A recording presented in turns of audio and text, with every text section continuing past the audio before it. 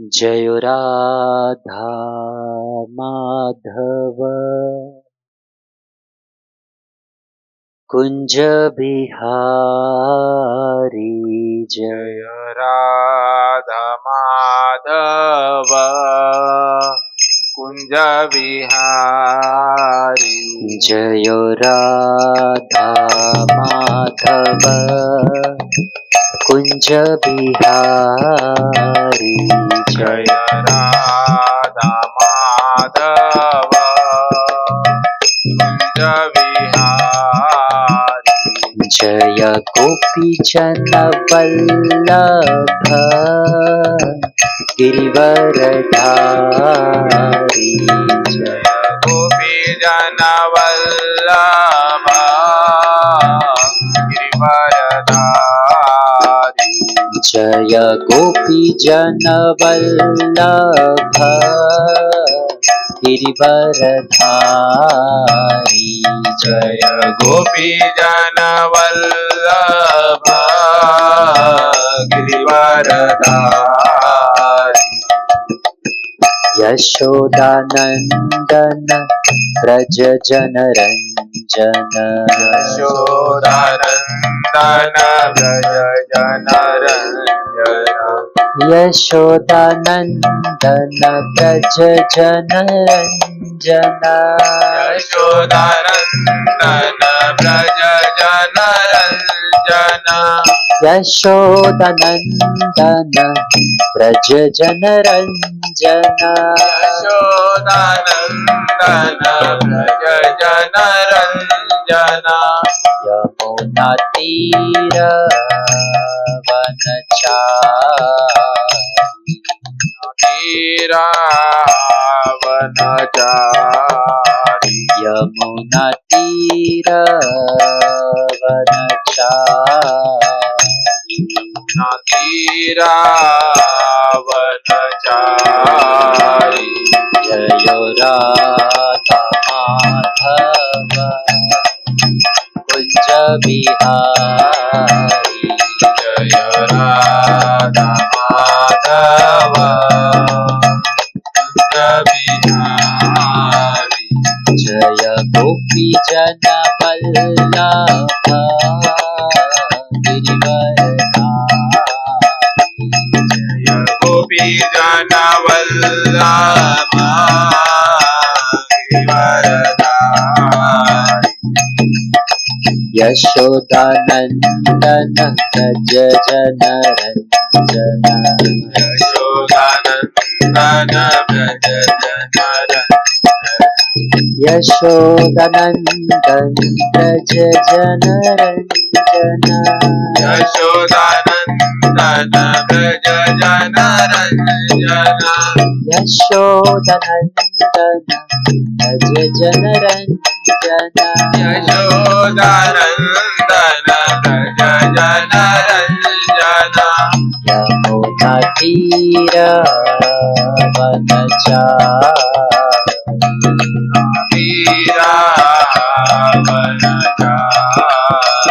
यमुना तीर वनचारी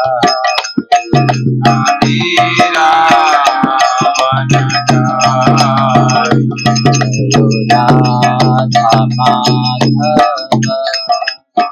कुंज बिहारी राधा माधव कुंज बिहारी जयो राधा माधव कुंज बिहारी जय राधा माधव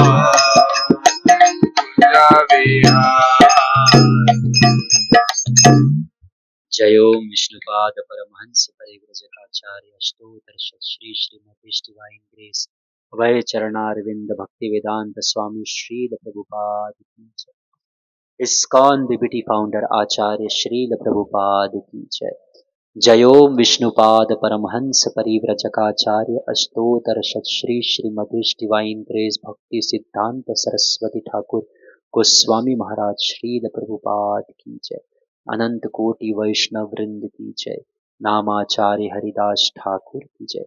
प्रेम से कहो जय श्री कृष्ण चैतन्य प्रभु नित्यानंद श्री अद्वैत गदाधार श्रीवासदि गौर भक्त वृंद की जय। जय श्री राधा कृष्ण गोप गोपीनाथ श्याम कुंद राधा कुंड गिरि गोवर्धन की जय। ब्रजभूमि वृंदावन धाम की जय। नवद्वीप मायापुर धाम की जय। जगन्नाथपुरी धाम की जय। गंगा माई यमुना माई की जय। भक्ति देवी तुलसी महारानी की जय। गोलोकेर प्रेम धन हरिनाम संकीर्तन की जय। समवेत गौर भक्त वृंद की जय। समवेत गौर भक्त वृंद की जय। समवेत गौर भक्त वृंद की जय।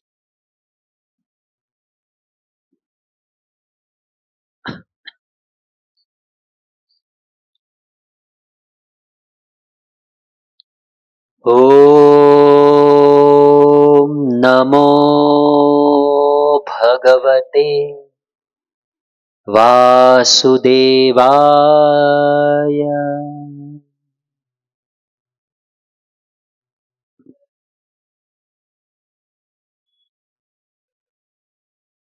ओम नमो भगवते वासुदेवाय।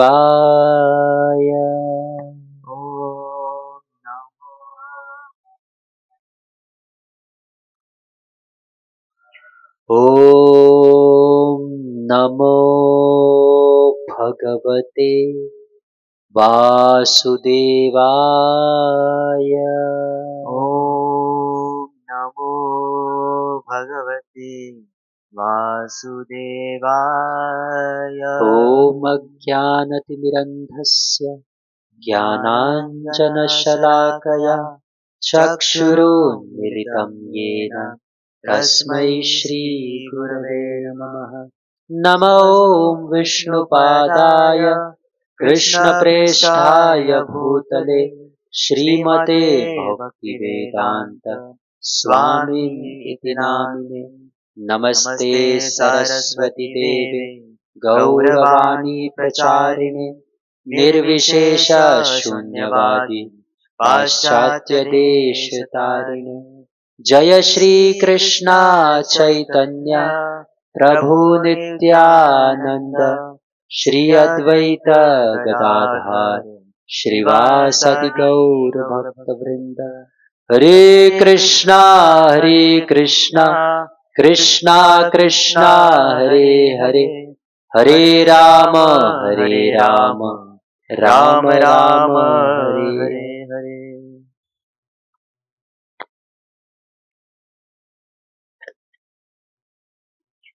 हरे कृष्ण। तो आज हम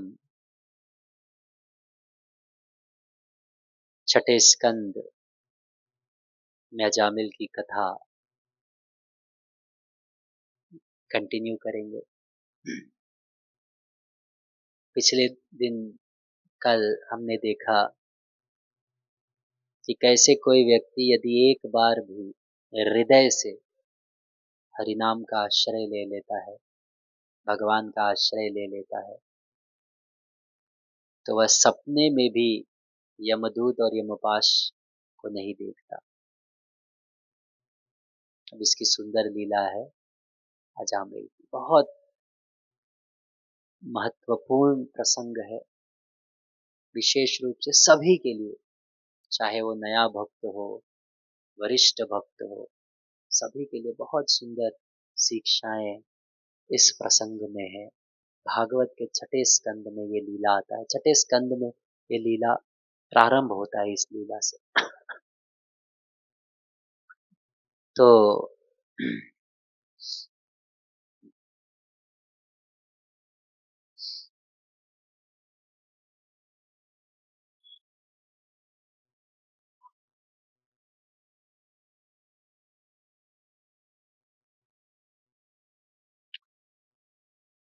तो कन्या कुब्जा नामक क्षेत्र में अजामिल एक ब्राह्मण थे और उनके गुणों का वर्णन है कि सभी शास्त्रों में निपुण थे, सभी शास्त्रों का ज्ञान उन्हें था। माता पिता का सुंदर सेवा करते थे, इंद्रियों को नियंत्रित रखते थे, सभी सेवाओं को उत्तम रूप से करते थे। उनका व्यवहार बहुत सुंदर था, कभी किसी से उच्च स्वर में बात नहीं करते थे, बहुत मीठा बोलते थे, बहुत सौम्य स्वभाव के थे। ऐसे अनंत गुण अजामिल के बताए गए।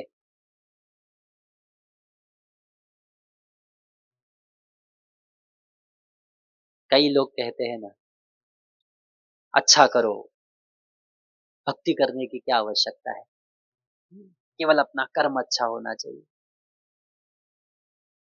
लेकिन पहले पता तो चले भैया, अच्छा कर्म क्या होता है, बुरा कर्म क्या होता है। जो दिन रात मदिरा पान करता है उसे जाके कोई पूछे कि मदिरा पीना अच्छी बात है क्या, वो बोलेगा बहुत अच्छी बात है, तुम भी पियो। कई बार मैं जब कुछ कुछ लोगों को समझाता हूँ कि क्या रखा है इन चीजों में, छोड़ दो, ये आपके जीवन को विनाश कर रहा है, आपके समय को विनाश कर रहा है, क्या पड़ा हुआ है इसमें। जिन लोगों को अभी प्रकृति से मार पड़ी नहीं है, कुछ कुछ लोग कहते हैं, मेरे पुराने मित्र, कि प्रभु जी आपको क्या पता, क्या आनंद है, एक बार थोड़ा तुम भी अपना के देखो। वो हमें ही प्रचार करने लगते।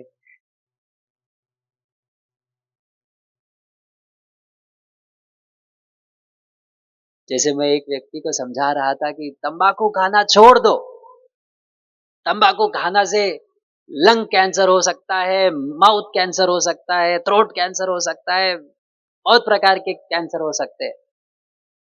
तो पूरा विश्वास के साथ कहता है, मेरे दादाजी ने खाया उनको नहीं हुआ, मेरे पिताजी ने इतना वर्ष खाया उनको नहीं हुआ, मुझे क्यों होगा। क्या विश्वास है भाई। लेकिन जितने लोगों को होता है वो सभी यही खा के अस्पताल में आते हैं। तो ये एक बहुत बड़ा भ्रम है, लोगों को आसपास देख रहे हैं कि उनके साथ क्या हो रहा है। कोई वृद्ध हो के शरीर छोड़ रहा है, कोई बीमार हो रहा है, अलग अलग प्रकार के रोग हो रहे हैं, हम सब अपने आंखों के समक्ष देखते हैं, लेकिन फिर भी हमें यह विश्वास होता है हमारे साथ नहीं होगा। ये भ्रम है। कितना शक्तिशाली ये भ्रम है, सोचो। युधिष्ठिर महाराज को यह पूछा गया, यक्ष ने पूछा कि बताओ इस संसार में सबसे आश्चर्यजनक बात क्या है। तो उन्होंने कहा, सब लोग देख रहे हैं कि आसपास उनके परिजनों की, मित्रों की, रिश्तेदारों की मृत्यु हो रही है, लेकिन उन्हें लगता है उनके साथ नहीं होगा।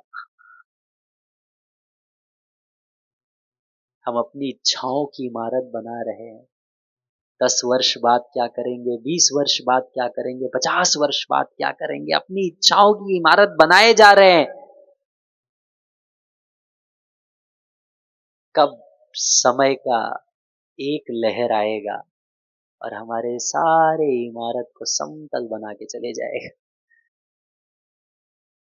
जैसे समुद्र के किनारे बच्चे लोग घर बनाते हैं, तो उस घर में वो लोग दरवाजे बनाते हैं, खिड़कियां बनाते हैं, उसके पर अच्छा छत बनाते हैं, सब कुछ बनाते हैं। कब तक? जब तक समुद्र का एक लहर आता नहीं और सारा जो घर बनाया हुआ है उसे समतल जमीन बना के चला जाता है।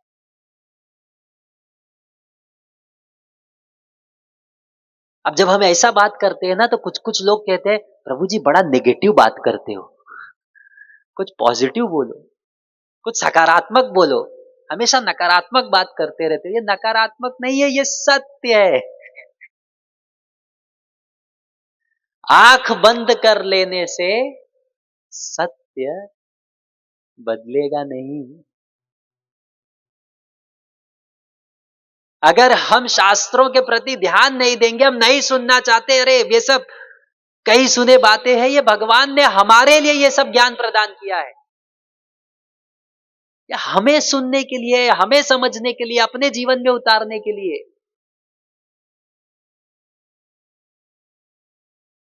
लेकिन हम दुर्लक्ष्य करते हैं। ये हमारा एक प्रकार से दुर्भाग्य है।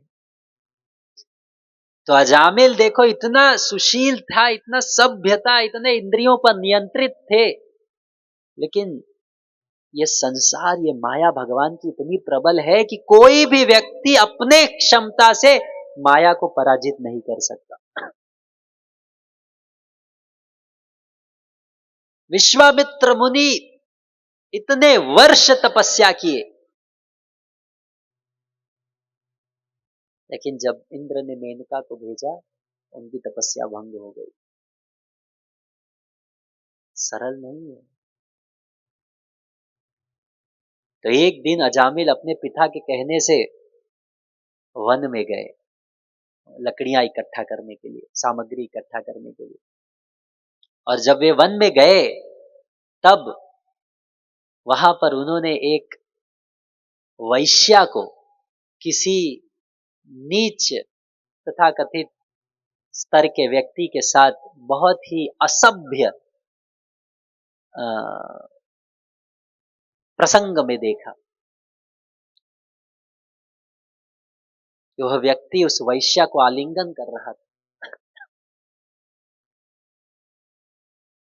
तो जब इस प्रकार से अजामिल ने देखा, अब इतना सारा उनके गुण है, लेकिन जब इस प्रकार का दृश्य उन्होंने देखा, घर आने के पश्चात उनका हृदय व्याकुल हो उठा, काम वासना की एक विस्फोट हो गया उनके हृदय में, वे सहन नहीं कर पाए। और वही चीजें बार बार, वही दृश्य, वही स्मरण बार बार हो रहा था। और धीरे धीरे धीरे उन्होंने क्या किया, उस वैश्या को अपने घर पर लेकर आ गए। अपने पत्नी को एक प्रकार से निष्कासित कर दिया, अस्वीकार कर दिया, और उस वैश्या के साथ आनंद भोग करने लगे। अब जब व्यक्ति काम वासना के अधीन हो जाता है, भोग के अधीन हो जाता है, स्वार्थी हो जाता है, कठोर हृदय का हो जाता है, हमने पूर्व में देखा, जो व्यक्ति काम वासना के अधीन है, उसका हृदय इतना कठोर हो जाता है, ईर्ष्या से भर जाता है कि वह किसी का भी अहित करने में कोई संकोच नहीं करता। जिसका हृदय संतुष्ट है, भगवान के आनंद से परिपूर्ण है, वह निष्काम होता है।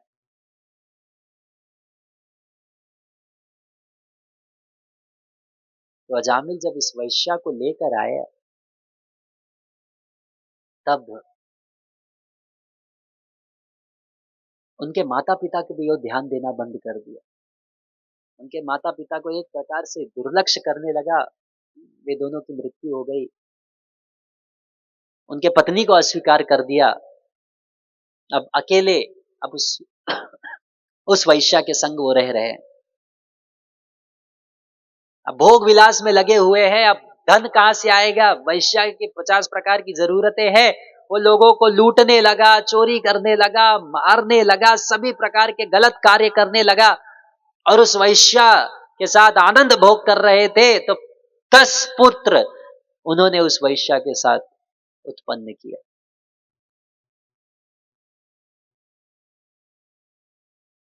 कई पुत्र उत्पन्न किए, और उन्होंने सबसे छोटे पुत्र का नाम क्या रखा? नारायण। अब गलती से रख दिया, पूर्व का सूत्र भी था, उन्होंने रख दिया। सबसे छोटे पुत्र का नाम नारायण रखा। अब पूरा जीवन जो किए हो वही अंतकाल में आएगा। या जामिल की कथा कितना महत्वपूर्ण है देखो। कोई सोचता है ना कि मैं पूरा जीवन भोग विलास करूंगा, अंत में गया चला जाऊंगा, अंत में जाके कहीं से मंत्र ले लूंगा। ऐसा होता नहीं है, सबका हिसाब देना पड़ेगा, सूद समेत, छूटेगा नहीं कुछ।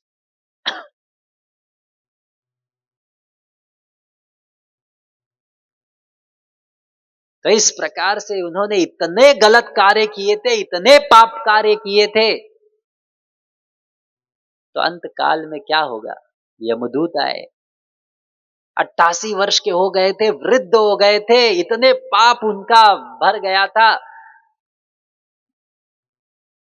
यमदूत आए, यमपाश से उनको पकड़ा, उनके प्राण को खींच कर लेकर जा रहे, और वो देख रहे हैं। देखो, जब व्यक्ति प्राण छोड़ता है ना, यमदूतों को देख सकता है। कई उदाहरण है इसके, कई उदाहरण। एक ज्वलंत उदाहरण बताता हूं अभी।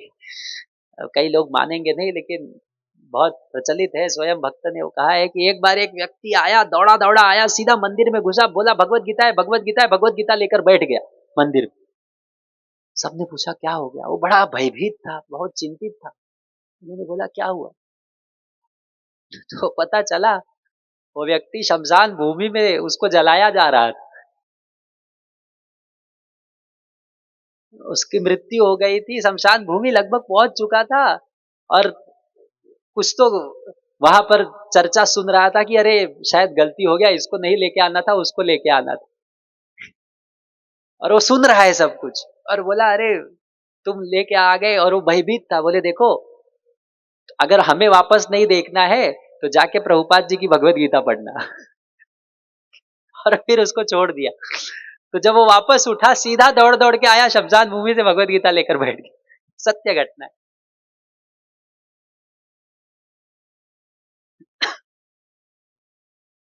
ये भगवत गीता का शक्ति है, शुद्ध भगवत गीता। तो इस प्रकार से यमदूत उसको जब खींच रहे थे,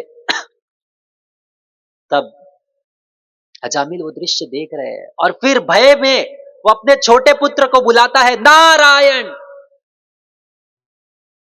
वो जोर से अपने छोटे पुत्र को बुलाता है, भय में, आसक्ति के, प्रेम करता था, नारायण जोर से चिल्लाता है। जैसे ही वो नारायण पुकारता है, 4 विष्णुदूत वहां पर उपस्थित हो जाते हैं, और यमदूत को कहते हैं अरे इनको कहां लेके जा रहे हो? तुमको पता नहीं धर्म क्या है? ये साधु है। तो यमदूत बोले ये साधु है? इतना पाप करके ये साधु है? ये पापी है, इसका रिकॉर्ड देखो, पूरा जीवन पाप से भरा हुआ है, ये तो नरक में जाएगा, निश्चित, गारंटीड। तो विष्णुदूत वार्तालाप करने लगे, अरे तुम अपने आप को यमराज जी के दूत कहते हैं और तुम्हें धर्म पता नहीं। और दोनों में वार्तालाप होने लगा, एक प्रकार से झगड़ा होने लगा, और विष्णु दूतों ने उन्हें शब्दों में परास्त किया, और उन्हें एक प्रकार से, वर्णन है, भगा दिया वहां से। बहुत सुंदर वर्णन है, हम उसमें अधिक चर्चा नहीं करें। लेकिन एक ये वो कह रहे हैं विष्णुदूत, यमदूतों को कह रहे हैं कि इन्होंने भगवान का नाम लिया है, एक हरि नाम। अगर कोई व्यक्ति कितना ही जन्मों में कितना ही पाप करे, उसमें इतनी पाप करने की क्षमता नहीं है जितना एक हरि नाम में नष्ट करने की क्षमता है, शक्ति। और इस व्यक्ति ने हरि नाम लिया है, वो भी मृत्यु के समय। सांकेत्यम परिहासम्या स्तोभम हेलनमेव वा वैकुंठ नाम गृहणम आशेष हरम विधु। अगर कोई भगवान का नाम, सांकेत्यम, किसी को बुला रहा है, ठीक है, संकेत करते हुए, ठीक है,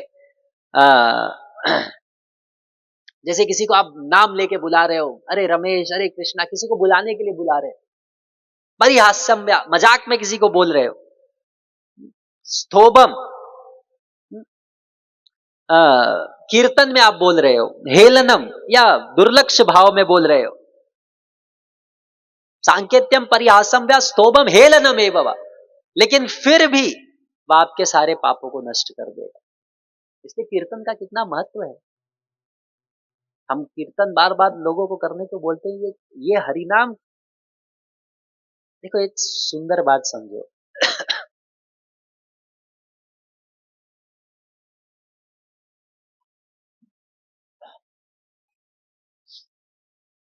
इस संसार में आए खाली हाथ, ठीक है। पूरा जीवन हम लोग वस्तुओं को एकत्रित कर रहे हैं, संसार के धन को एकत्रित कर रहे हैं, नाम अपना बना रहे हैं, पद प्राप्त कर रहे हैं, लेकिन ये सब प्रयास जो कर रहे हैं, हम सब जानते हैं कि यहां पर सब कुछ छोड़कर हमें खाली हाथ जाना पड़ेगा। कुछ लाए नहीं थे, कुछ लेकर नहीं जाएंगे, हम सबको पता है। तो जो वस्तु हम लेकर नहीं जा सकते, हम पूरा जीवन इतना प्रयास कर रहे हैं, और जो वस्तु हम लेकर जाएंगे वो है हरि नाम, भक्ति, भगवान का सेवा, वो हम करते नहीं। कितना दुर्भाग्य की बात है हमारी। जो हम लेकर जाएंगे, ये संसार जब हम छोड़ेंगे तो ये हमारा बोले कि चलो भैया हमारा बैंक बैलेंस आगे जीवन में कंटिन्यू कर दो, कुछ नहीं होगा।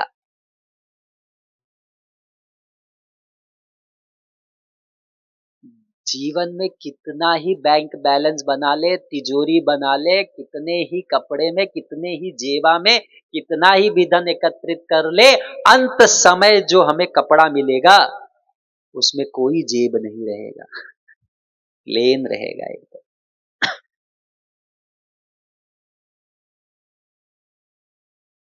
इसीलिए वो चीजों में मेहनत करो, प्रयास करो, थोड़ा तो समय दो जो हम साथ में लेकर जाएंगे। नेहा विक्रमनाश्वस्ति प्रत्यवायो न विद्यते स्वल्पम अप्यस्य धर्मस्य त्रायते महतो भयात। अगर किसी व्यक्ति ने हृदय से भगवान का नाम उच्चारण किया है, वह उसके आध्यात्मिक अकाउंट में शाश्वत काल तक जमा हो गया है, कोई नष्ट नहीं कर सकता उसे। तो वो धन जो शाश्वत है, जो कभी नष्ट नहीं होगा, उस पर हमें प्रयास करना चाहिए। और जो धन नष्ट हो जाएगा उस पर हमें उतना ध्यान नहीं देना चाहिए। ठीक है, ये वाहन है, ये गाड़ी है, ये गाड़ी को संभालने के लिए जो आवश्यक है वो करना चाहिए, कोई बुरी बात नहीं। ये गाड़ी को संभालने के लिए ठीक है, जो आवश्यक है करना चाहिए, लेकिन इसका अर्थ ये नहीं लक्ष्य भूल जाए, गंतव्य भूल जाए, ये भाव नहीं होना चाहिए। तो विष्णु दूत उनको कह रहे हैं, और एक सुंदर श्लोक कहते हैं इसी संदर्भ में, अज्ञानात् अथवा ज्ञानात् उत्तम श्लोक नाम यत् संकीर्तनम अघम पुंसो दहेत एथो यथा नल। कि जैसे अग्नि होता है ना, वे सभी चीज को जलाता है, जो सूखा घास है उसका राख बना देता है, ठीक है। अग्नि में अगर कोई व्यक्ति हाथ डाले और उसे पता नहीं, बच्चा अग्नि में हाथ डालता है, उसे पता नहीं कि ये जलाएगा, तो उसका हाथ नहीं जलेगा क्या? जलेगा। उसी प्रकार से अगर कोई व्यक्ति भगवान का नाम लेता है, चाहे जान में या अनजाने में, उसको लाभ देगा। ये पूरे शास्त्रों का निचोड़ है। हर शास्त्र, हर लीला, हर प्रसंग, हर सार, हर जगह पर केवल यही बताया जाएगा, हरेर नाम, हरेर नाम, हरेर नाम एव केवलम कलौ नास्त्येव नास्त्येव नास्त्येव गतिरन्यथा। कलयुग में केवल और केवल हरि नाम ही एक सहारा है। इसी को हमें बार बार सुनना है, बार बार चर्चा करना है, बार बार स्मरण करना है, ताकि हम इसको कर सके, प्रारंभ कर सके, प्रतिदिन कर सके, रुचि उत्पन्न हो सके। एक ही सहारा है। और फिर यमदूत वहां से चले जाते हैं, विष्णुदूत अजामिल को छोड़ देते हैं। अब अजामिल देख, ये सब देख रहे हैं, अजामिल लाइव देख रहे हैं क्या चल रहा है। एक जगह वो बेचारे आधे लटके हुए हैं,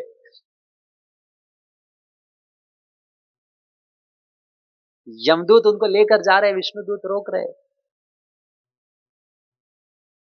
और ये बहुत, ये आप हम कई उदाहरण है इसके, कई उदाहरण है। लोग जब यमदूत देखते हैं उनका वर्णन वो बड़े स्पष्ट रूप से करते हैं। एक बार एक व्यक्ति पाश्चात्य देश में, वो जब यही छठे स्कंद भागवत में देखता है और यमदूतों का जो डिस्क्रिप्शन है, प्रभुपाद जी का इतना सुंदर वर्णन है, और प्रभुपाद जी के आज्ञा अनुसार, उनके निर्देश अनुसार भक्तों ने इतना सुंदर चित्र बनाया है कि एक व्यक्ति जब देखा है उस यमदूत को चित्र में, बोला अरे यही था जो मुझे आया था पकड़ने के लिए, यही था। फिर वह पुस्तक लेता है, पढ़ता है और भक्त बनता है। इतना सुंदर रूप से वर्णन है। तो अजामिल समझ जाता है, भाई मैंने भगवान का नाम लिया, अनजाने में लिया, इतना लाभ हुआ। फिर विष्णु दूतों की कृपा से, उनके संगत से उनका हृदय शुद्ध होता है, फिर वो भगवान की तीव्रता से भक्ति करते हैं, ठीक है। और फिर वे कहा जाते हैं हरिद्वार में भगवान की तीव्रता से भक्ति करते हैं, वैकुंठ से विमान आता है और उनको भगवत धाम लेके जाते हैं। देखो ये पूरा जीवन दुख से इतना भरा हुआ है, पाप से, लेकिन भगवत प्राप्ति हुआ, क्यों? केवल हरिनाम। अब यमदूत जाते हैं, यमराज जी के पास जाते हैं, बोलते हैं अरे हमें तो लगता था आप ही एक संसार में सर्वश्रेष्ठ नियंत्रक हो, स्वामी हो, लेकिन आपसे भी श्रेष्ठ कोई है, ये हमें पता नहीं था। इस संसार में कितने स्वामी है पहले ये बताइए। अब यमराज परेशान है कि भैया क्या हो गया, ऐसे तो रोज बोलते नहीं, आज ऐसा क्यों बोल रहे हैं। तो बार बार पूछ रहे संसार में कितने स्वामी है बताइए, हमें तो लगता था आप ही एक है। फिर बोले हुआ क्या? फिर बोले हमने 4 लोगों को देखा, ऐसे ऐसे वर्णन थे। और जब यमराज जी ने विष्णु दूतों का वर्णन सुना, विष्णु दूत साक्षात भगवान विष्णु जैसे दिखते, तो बड़े प्रसन्न हो गए। और फिर यमराज यमदूतों को कहते हैं, बहुत चीजें समझाते हैं, लेकिन यमराज यमदूतों को कहते हैं कि इस प्रकार से भक्ति सर्वश्रेष्ठ है, सब कोई भगवान विष्णु के अधीन है, उनकी कृपा से सब कुछ चलता है। और यमराज यमदूतों को एक नया नियम उस दिन बताते हैं, किसके पास जाना है, किसके पास नहीं जाना है। ते देव सिद्ध परिगीत पवित्र गाथा, ये साधव समदृश भगवत प्रपन्ना, तान्नोपसीदत हरेर्गदया विगुप्ता, नैषां वयं न च वयः प्रभवाम दंडे। यमराज यमदूतों को कहते ते देव सिद्ध परिगीत पवित्र गाथा, भगवान के भक्तों के पास आपको जाने की अनुमति नहीं है। ये साधव समदृश भगवत प्रपन्ना, उन्होंने भगवान का आश्रय लिया है, सभी को समान दृष्टि से देखते हैं। आप क्या, मैं, ब्रह्मा जी, शिव जी और साक्षात काल भी ऐसे व्यक्ति के समीप नहीं जा सकते। क्यों? नानोपसीदत हरेर गदया विगुप्ता, क्योंकि विष्णु जी सदैव गदा लेके अपने भक्तों के चारों ओर घूमते रहते हैं, उनको रक्षण प्रदान करने के लिए। ये है भगवान कृपा के सागर। तो कोई व्यक्ति भगवान का नाम जप कर रहा है, तिलक लगाया हुआ है, कंठी पहना हुआ है, ऐसा कोई यमदूत नहीं है। ये भक्त यमदूत के, यमपाश के शक्ति के परे है। उन्हें कभी स्वप्न में भी यमदूत और यमपाश नहीं दिखेंगे, जिन्होंने भगवान के नाम का, कथा का आश्रय लिया है। हमें किसने रोका है? और फिर यमराज कहते हैं मुझे, मेरे पास किन व्यक्तियों को लाओ जिनकी जिह्वा ने कभी हरि नाम नहीं लिया, जिनका सिर कभी भगवान के सामने नहीं झुका। जिन्होंने भगवान के कथाओं को कभी श्रवण नहीं किया, ऐसे व्यक्ति को मेरे पास लेकर आओ। तो ये हम भागवत चर्चा कर रहे हैं, आप लोग यहाँ पे बैठे हैं, हम अंदाजा नहीं लगा सकते कि कितना आध्यात्मिक अकाउंट में हमारी वर्षा हो रही है भगवान की कृपा की, हम नहीं समझ सकते। सौभाग्य है हमारा। इसीलिए जहां तक हो सके हरि कथा का आश्रय लेना चाहिए। एतधियातुर्चित्ताना मात्रा स्पर्शे चयामः भव सिंधु प्लवो दृष्टो हरिचर्यानुवर्णनम। ये संसार, ये भवसागर है, इसको पार करने का एक ही मार्ग क्या है, एक ही आश्रय क्या है, हरिचर्यानुवर्णनम, हरि कथा, और कुछ नहीं। तो ये सुंदर अजामिल की कथा है। ये छठे स्कंद में आगे वर्णन आता है। चित्रकेतु महाराज, ये भी बहुत सुंदर लीला है। तो चित्रकेतु महाराज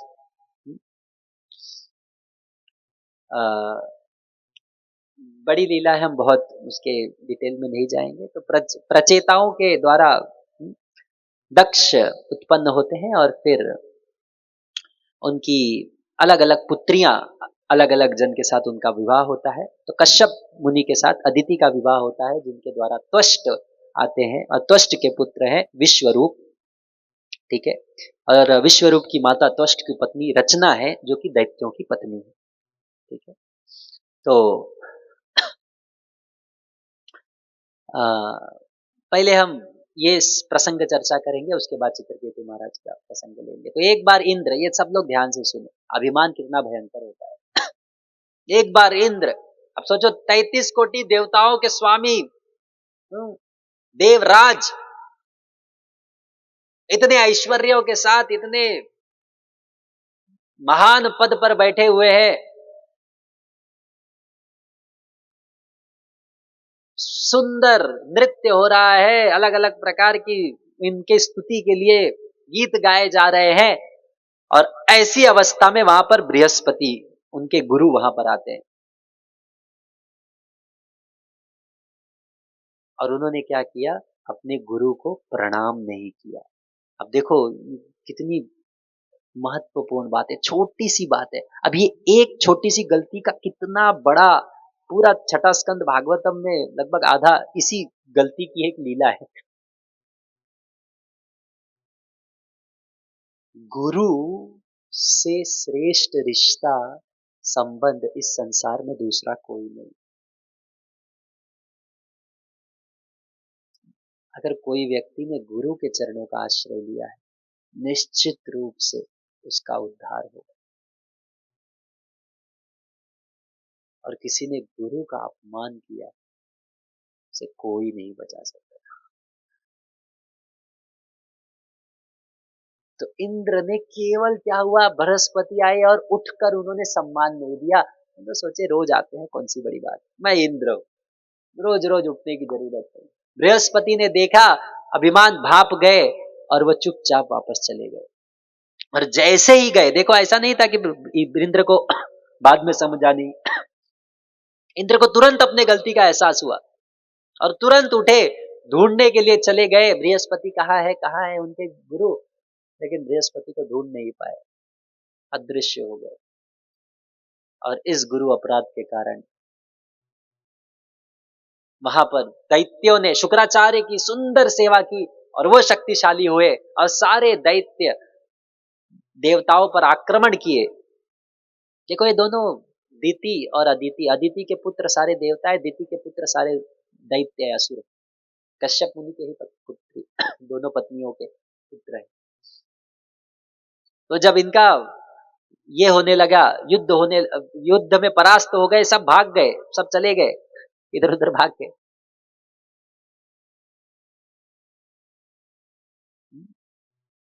और फिर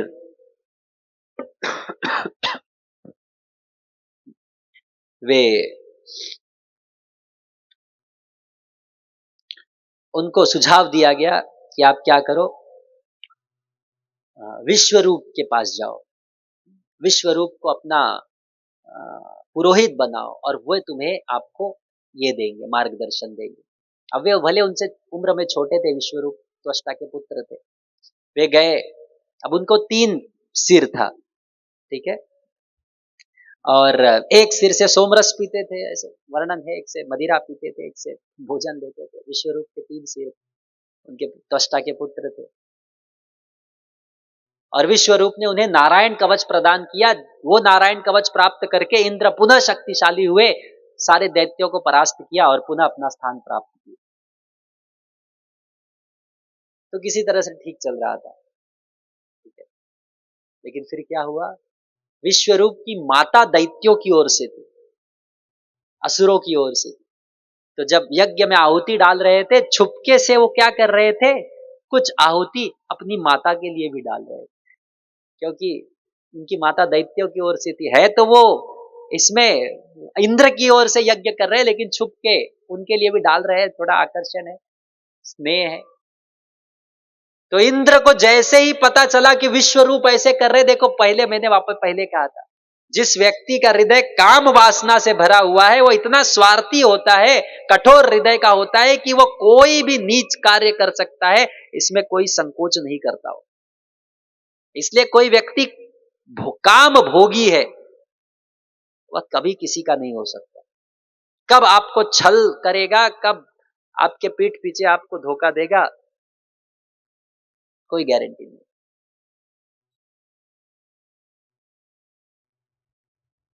तो ये विश्वरूप ने क्या, इंद्र ने क्या किया, जब जैसे ही पता चला कि विश्वरूप ऐसे कर रहे हैं, उन्होंने तलवार लेके तुरंत उनके तीनों सिर काट दिए। सोचो, ब्राह्मण है, खुद बुलाया था हाथ जोड़ के, पुरोहित है, यज्ञ कर रहे हैं, लेकिन आसक्ति इतना है, मृत्यु प्रदान कर दिया, ब्रह्म हत्या का पाप।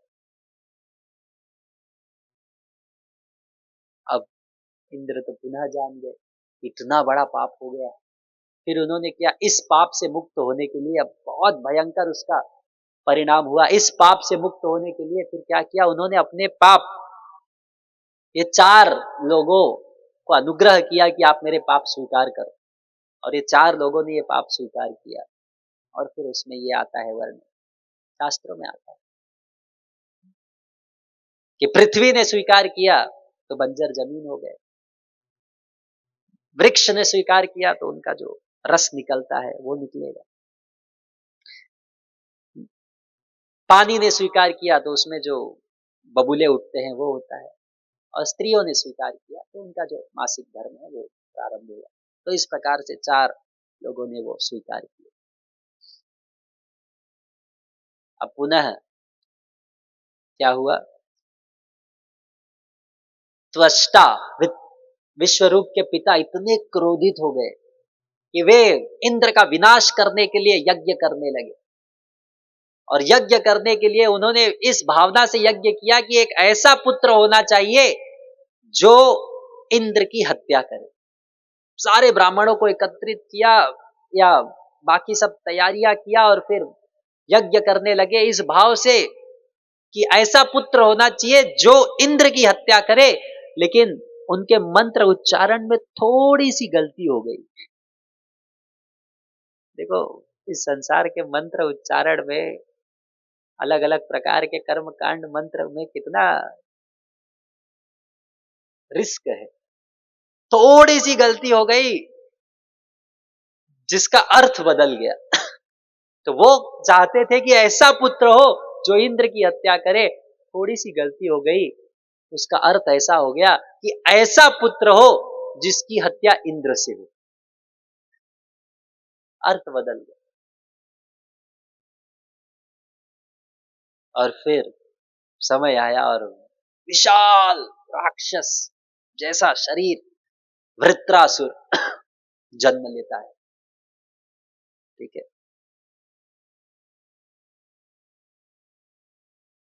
तो वृत्रासुर बहुत ऊंचा था, बड़ी बड़ी आंखें थी, उसके नाक, नासिका जो थी गुफाएं जैसी थी, विशाल उनका शरीर था। और अ,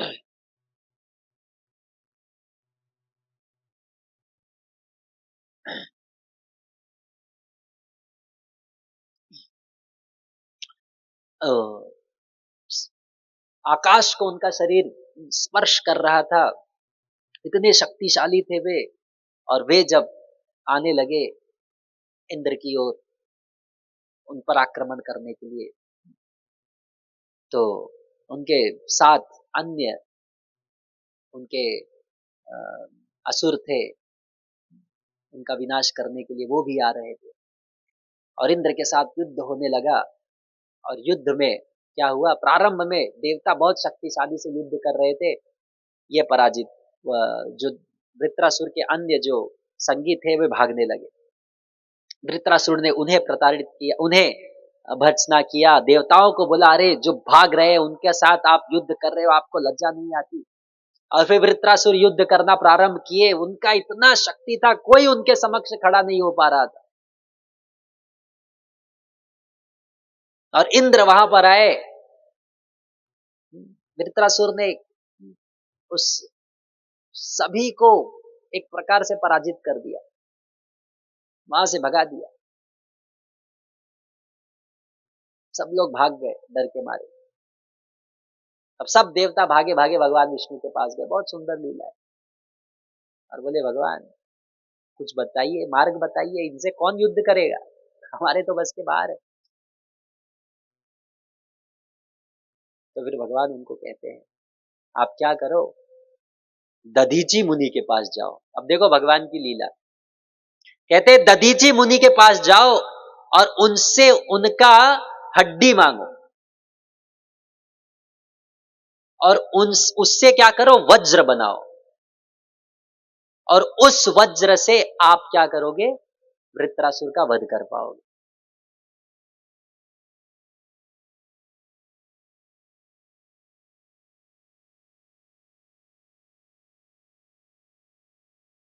तो भैया दधीची मुनि ऐसे कैसे अपना हड्डियां दे देंगे, हड्डी कोई सरल बात है क्या। भगवान कह रहे हैं जाओ मेरे भक्त दधीची मुनि के पास, उनसे उनका हड्डी मांगो। आप जाओ, वो हड्डी दे देंगे, और इस हड्डी से जो वज्र बनेगा, आप वृत्रासुर पे प्रहार करो, वो निश्चित रूप से अपना प्राण त्यागेगा, क्योंकि वो भी मेरा भक्त है।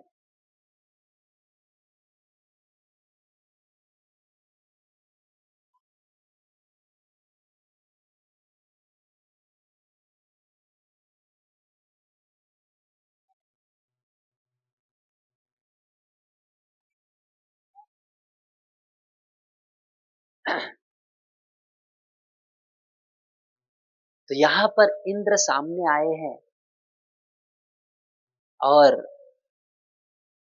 भगवान इंद्र को कह रहे हैं आप मेरे एक भक्त के पास जाओ, उनको वो प्राण त्यागेंगे, आपको वज्र प्रदान करेंगे। दूसरे भक्त के पास जाओ, उस वज्र से उनकी मृत्यु होगी। दो दो भक्तों की मृत्यु होगी, चिंता मत करो, ये मेरे भक्त है, आप राज करो।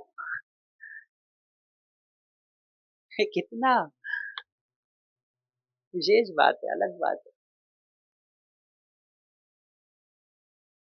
अब इंद्र जाते हैं दधीची मुनि के पास, उनसे प्रार्थना करते हैं, वो अपना हड्डी दे देते हैं, थोड़ी वार्तालाप होती है, और फिर इस वज्र को लेकर वापस से प्रहार करते हैं। सब लोग, देवता लोग और शक्ति के साथ वापस से प्रहार करते हैं।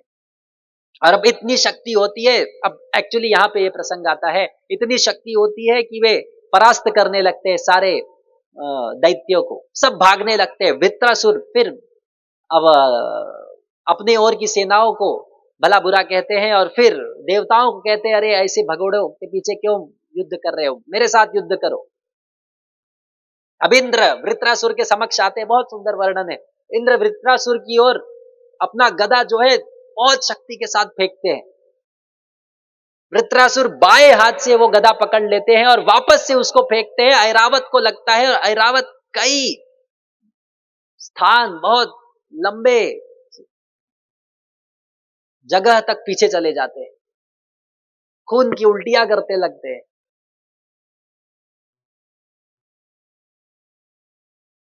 अब इंद्र का वज्र उन्होंने फेंका, और वृत्रासुर ने उसे ऐसा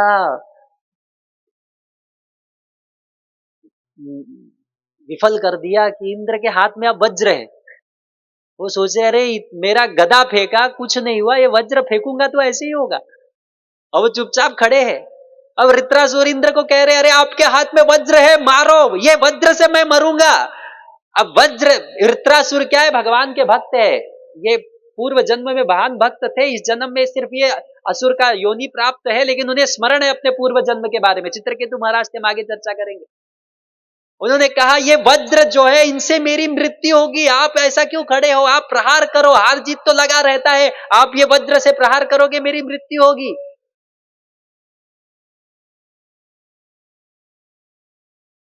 इंद्र को मारने के लिए प्रेरित कर रहे हैं।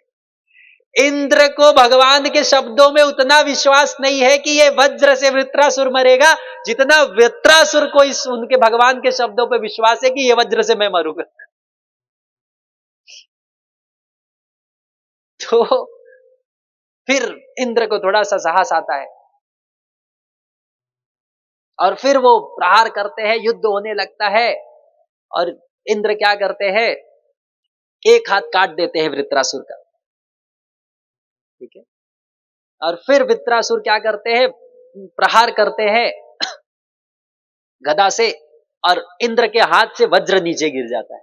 पहले तो किसी प्रकार से उनको मोटिवेट किया था युद्ध करने के लिए, अब युद्ध किया, एक हाथ भी काट दिया, लेकिन फिर भी वृत्रासुर प्रहार किए, अब हाथ वज्र से नीचे उड़ गया। अब बेचारे मुंडी नीचे करके खड़े।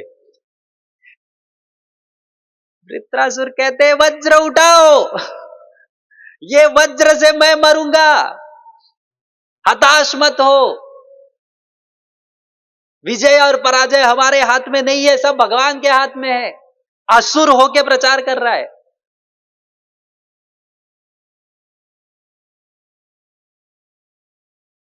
किस बात से तुम चिंतित हो। और फिर से वो प्रेरणा देता है, फिर से इंद्र को प्रोत्साहित करता है। और फिर अब की बार इंद्र वापस वज्र उठाते हैं, उसके दोनों हाथ काट देते हैं। फिर भी वृत्रासुर युद्ध कर रहा है, युद्ध से पीछे नहीं हट रहा है।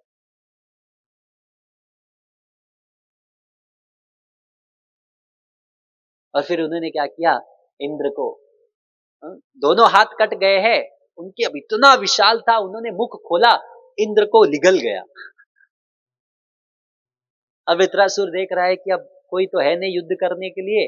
अब वो क्या किया, सो गए और भगवान के ध्यान में अपना, भगवान के ध्यान में अपना मन केंद्रित कर लिए और समाधि में चले गए, भूल गए, एक प्रकार से शरीर छोड़ दिया। लेकिन ये वज्र इंद्र के पास था, इंद्र उनके पेट को चीर कर वापस बाहर आते हैं और फिर इस वज्र से वृत्रासुर का सिर धड़ से अलग करते हैं। तो यहां पर जीता कौन, हारा कौन? वृत्रासुर असुर होते हुए भी भगवान का भक्त है, इंद्र देवता होते हुए भी भगवान का उतने श्रेष्ठ भक्त नहीं। भागवत ऐसा महान पुस्तक है, बाकी सभी ग्रंथों में इंद्र की जय जयकार होती है कि उन्होंने वृत्रासुर का वध किया, लेकिन भागवत एक ऐसा ग्रंथ है जहां पर शुद्ध भक्ति का जय जयकार होता है, वृत्रासुर की जय जयकार होती है कि उन्होंने भगवान के लिए अपना शरीर छोड़ते वक्त बिल्कुल नहीं सोचा। और बहुत सुंदर वृत्रासुर की प्रार्थनाएं आती हैं इसी प्रसंग में। तो प्राण छोड़ने के पूर्व भगवान को बहुत सुंदर प्रार्थनाएं करते हैं।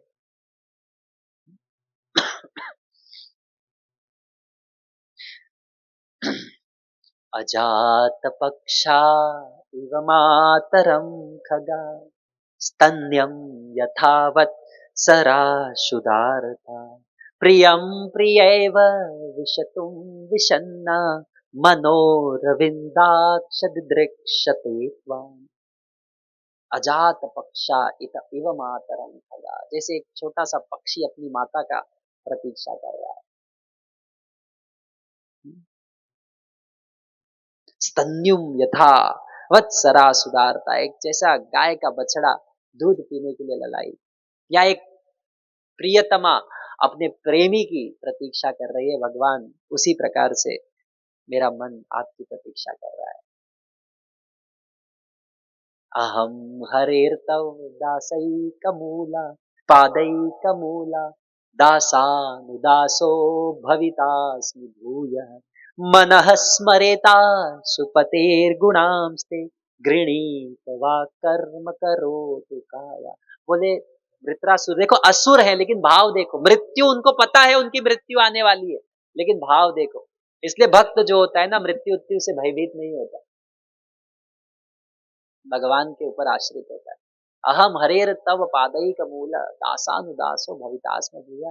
भगवान मैं आपके ऐसे दासों का दास कब बनूंगा जो आपके चरण, जिनके प्राण हैं, जिन्होंने आपके चरणों का आश्रय लिया है। मनः स्मरेता सुपतेर गुणांस्ते, ठीक है। मैं हमेशा आपका चिंतन करूं, आपका गुणगान करूं, घृणीत वाक कर्म करो तुका, आपकी सेवा करूं, मेरे शब्द आपके गुणगान करें, मेरा मन आपका चिंतन करे। मेरी क्या इच्छा है? न नाक पृष्ठम न च पारमेष्टम न योग न सार्वभौमम न रसाधिपत्यम न योग सिद्धेर पुनर्भवम वा समंजसात्वा विरहय कांक्षे। बहुत सुंदर उत्तर कहते हैं। न नाक पृष्ठम न च पारमेष्टम, मुझे स्वर्ग नहीं चाहिए, असुर है, मुझे स्वर्ग नहीं चाहिए, मुझे इस पूरे संसार का राज्य नहीं चाहिए, मुझे धन नहीं चाहिए, मुझे सिद्धि नहीं चाहिए, मुझे बस आपकी सेवा चाहिए, आपकी भक्ति चाहिए। ये असुर है, वृत्रासुर। तो ये भक्ति ही एक ऐसी है, कोई भी कर सकता है।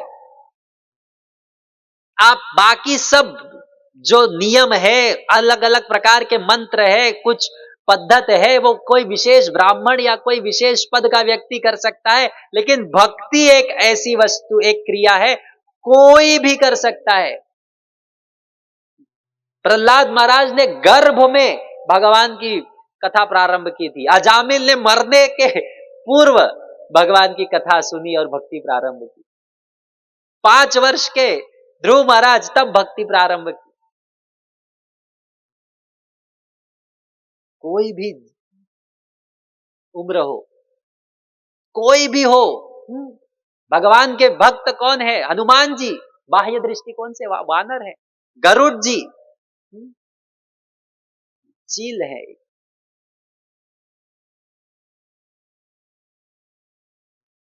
भगवान के वाहन है।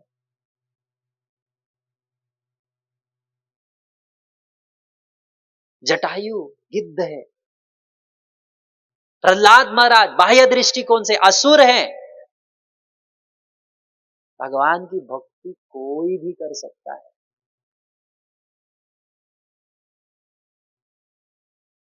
कुंती महारानी, द्रौपदी स्त्री है,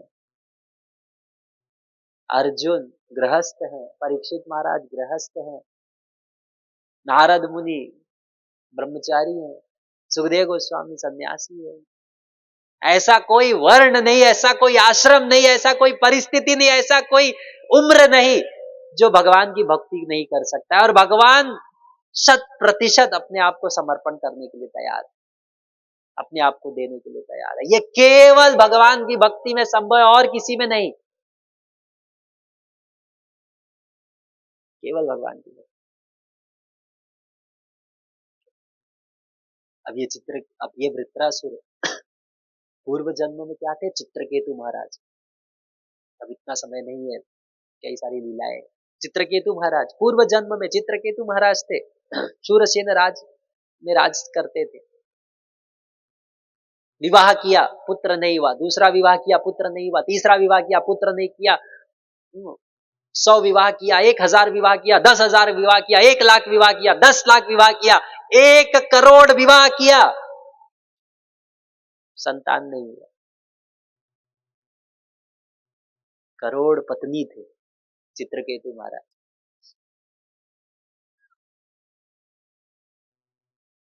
संतान नहीं हुआ, बड़े दुखी थे। फिर उनके राज्य में एक दिन अंगिरा ऋषि आए, उनका हालत देखा, समझ गए। वो जानते थे कि अभी मैं कुछ बोलूंगा तो समझेंगे नहीं, ठीक है।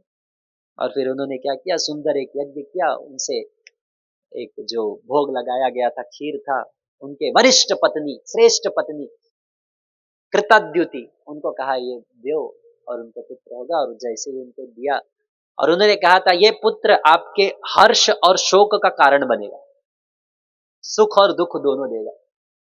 तो चित्रकेतु महाराज सोचे ठीक है, सुख देगा यानी अब एक ही पुत्र है तो बहुत लाडला होगा, सारे धन का स्वामी होगा, तो फिर क्या करेगा, थोड़ा बात नहीं मानेगा, थोड़ा दुख देगा, चलेगा, ऐसा सोच रहे थे। अब उस पुत्र का नाम हर्ष शोक रखा गया। पुनः वही बात, स्वार्थ व्यक्ति को कठोर बना देता है। अब कृतद्युति के द्वारा पुत्र हुआ है, राजा चित्रकेतु महाराज हमेशा कृतद्युति के साथ रहते थे, उनके साथ ही समय बिताते थे, उनके साथ ही प्रेम का आदान प्रदान करते थे। तो बाकी लोग के हृदय में ईर्ष्या होने लगी। कितने लोग थे? 99,00,000, 9,099। उनके हृदय में अब क्रोध आने लगा कि महाराज तो केवल इसी के साथ है, क्यों? कारण क्या है? ये पुत्र कारण है, हम इस पुत्र को ही नष्ट कर देंगे। देखो ईर्ष्या कितना भयंकर होता है। माता कैकेयी राम से इतना प्रेम करती थी, जब मंथरा ने उनको आके ये समाचार दिया कि प्रभु श्री रामचंद्र राजा बनने वाले हैं, उन्होंने अपने गले से मोतियों का हार निकाल के मंथरा को दिया, बोले इससे श्रेष्ठ समाचार और कोई हो ही नहीं सकता। माता कैकेयी प्रभु श्री रामचंद्र को अपने प्राणों से अधिक प्रेम करती थी, लेकिन मंथरा के द्वारा जब रामचंद्र जी के कर्ण में माता कैकेयी के कर्ण में विश्व भरा जाने लगा, धीरे धीरे धीरे धीरे धीरे, तो यही माता कैकेयी कहती है कि प्रभु श्री रामचंद्र 14 वर्ष के लिए वनवास जाए। दशरथ महाराज कह रहे हैं अरे अगर ऐसा हुआ तो मेरे प्राण छूट जाएंगे, मैं अपने प्राणों को नहीं संभाल पाऊंगा, रो रहे हैं, गिड़गिड़ा रहे हैं। लेकिन माता कैकेयी का हृदय इतना कठोर हो गया है, ईर्ष्या के कारण, काम वासना के कारण, अपने पुत्र के प्रति स्नेह के कारण बिल्कुल नहीं सुन रही है, और उनके आंखों के समक्ष उनके पति की मृत्यु हो गई। स्वार्थ, इतना प्रसंग में ये बात आ रहा है, आसक्ति, भोग।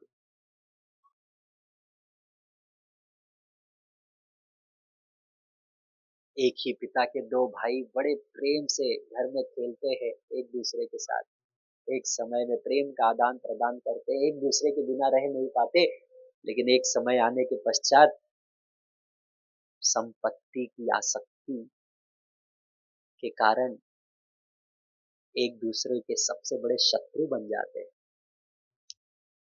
कितने उदाहरण, आसक्ति।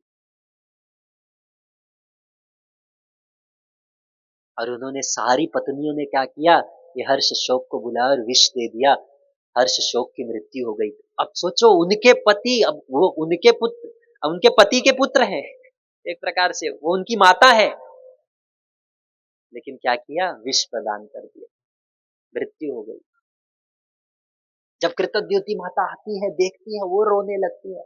चित्रकेतु महाराज आते हैं, अब सोचो किसी को पुत्र हुआ है, इतने वर्षों के पश्चात, इतने प्रयासों के पश्चात वो रो रहे हैं, दुखी है, पीड़ित है। और तभी वहां पर अंगिरा ऋषि और नारद मुनि इस समय थोड़ा वेश बदल कर आते हैं, और फिर वो कह रहे हैं किस बात के लिए रो रहे हैं, कि तुम्हारा पुत्र तुम्हारे सामने जो गया वो तो आत्मा है, वो तो अजन्म है, अमर है। और तब समझ जाते हैं चित्रकेतु महाराज ये दोनों कोई साधारण व्यक्ति नहीं है, और फिर वो बताते हैं कि कौन, ये अंगिरा ऋषि और नारद मुनि। अंगिरा ऋषि कहते हैं कि मैं पूर्व में आया था और ये पुत्र की कृपा मैंने ही प्रदान की, लेकिन उस समय आप समझने के भाव में नहीं थे, इसलिए उस समय मैंने ये बताया नहीं। और नारद मुनि उस छोटे से बालक को कहते हैं, उठो, अपने आपके माता पिता रो रहे हैं। उसके प्राण वापस डालते हैं, हर्ष शोक के प्राण वापस डालते हैं। छोटा सा बालक उठता है और बोलता है, कौन मेरे माता पिता? बहुत सुंदर प्रसंग है। बोलते हैं, कौन मेरे माता पिता और किस जन्म के माता पिता? मेरे कई जन्म है। इस जन्म के माता पिता ये है, इनको मैं अपना माता पिता मानूं तो पूर्व जन्म के माता पिता को मैं क्या बोलूं? कितने जन्म हो गए, कितने माता पिता है? जैसे सोना होता है, सोना आज हमारे पास है, कल किसी और के पास था, वही सोना परसों किसी और के पास होगा। तो ये सोना वास्तव में किसका है? उसी प्रकार से ये जीवात्मा घूम रहा है, अलग अलग शरीर में जा रहा है, अलग अलग रिश्ते संबंध बनाए जा रहे हैं। हमारे माता पिता कौन है क्या पता? इस जन्म के हमारा माता पिता एक है, पूर्व जन्म के कौन है? बहुत सुंदर ये छोटा बालक उपदेश दे रहा है। और फिर नारद मुनि की कृपा से चित्रकेतु महाराज अपने सुध बुध में आते हैं और ये बालक वापस चला जाता है। और फिर नारद मुनि की कृपा से सभी जो पत्नियां थी पश्चाताप करती हैं और चित्रकेतु महाराज भगवान का आश्रय लेते हैं और तीव्र भक्ति करते हुए भगवान को प्रसन्न करते हैं। शुद्ध भक्ति से उनके सारे हृदय के दोष नष्ट हो जाते हैं, भगवान का दर्शन लेते हैं साक्षात। ठीक है। और शुद्ध भक्त के रूप में वे क्या करते हैं, वो घूमने लगते हैं।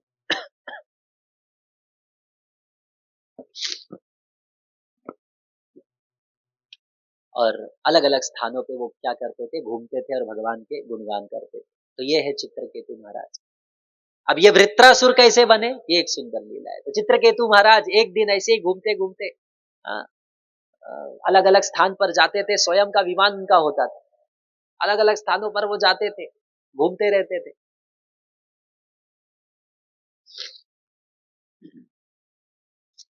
और घूमते घूमते एक दिन वे भगवान शिव को देखे।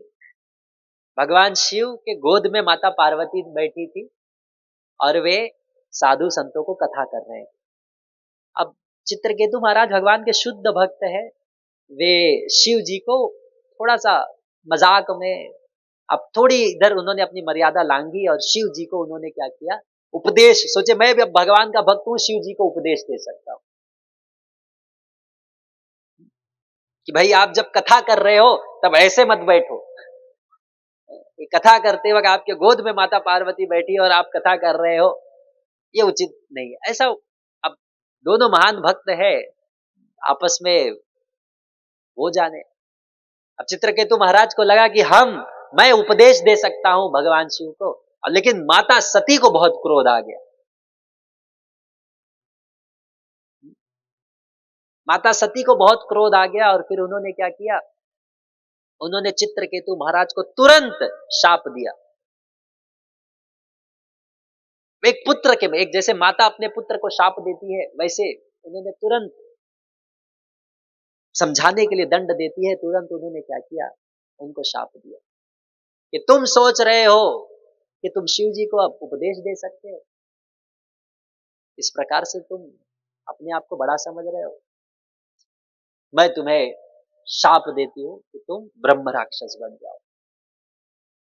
और यही चित्रकेतु महाराज क्या बनते हैं, वृत्रासुर। वो तुरंत आते हैं माता पार्वती को प्रणाम करते हैं और कहते हैं, माता सुख क्या, दुख क्या, शाप क्या, वरदान क्या, जो भी होता है भगवान की इच्छा से होता है।